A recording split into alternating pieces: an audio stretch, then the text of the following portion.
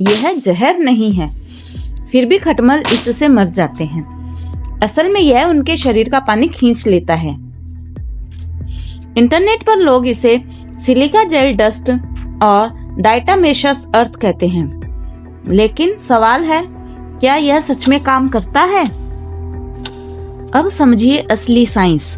खटमलों के शरीर के ऊपर एक प्रोटेक्टिव वैक्स लेयर होती है। इसे कहा जाता है वैक्सी क्यूटिकल। यह लेयर उनके शरीर की नमी को बाहर निकलने से रोकती है और यहीं अटैक करते हैं डेसिकेंट पाउडर्स, यानी ऐसे पाउडर्स जो शरीर की नमी खत्म कर देते हैं। खटमल इतने मुश्किल क्यों होते हैं? क्योंकि ये बेहद पतली दरारों में छिप सकते हैं। इनका शरीर फ्लैट होता है और कई बार सामान्य स्प्रे से बच निकलता है। कुछ बेड बग्स तो कॉमन पेस्टिसाइड्स के खिलाफ रेजिस्टेंस भी डेवलप कर चुके हैं, यानी स्प्रे मारने के बाद भी समस्या वापस लौट सकती है। यही वजह है कि सिर्फ साधारण केमिकल स्प्रेज से खटमलों को खत्म करना मुश्किल हो जाता है। इसलिए अब ऐसे तरीकों का इस्तेमाल किया जाता है जो इंसेक्ट्स के शरीर पर फिजिकल लेवल पर असर डालते हैं, और इन्हीं में शामिल है डायटोमेशियस अर्थ। लेकिन आखिर यह डायटोमेशियस अर्थ होता क्या है?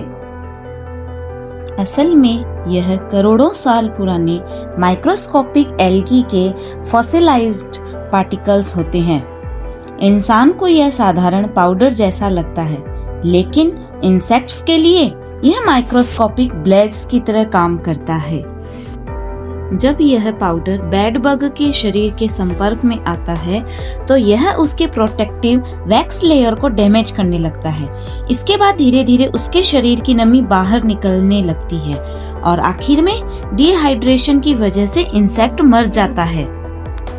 लेकिन यह तरीका हर सिचुएशन में 100% इंस्टेंट सॉल्यूशन नहीं होता।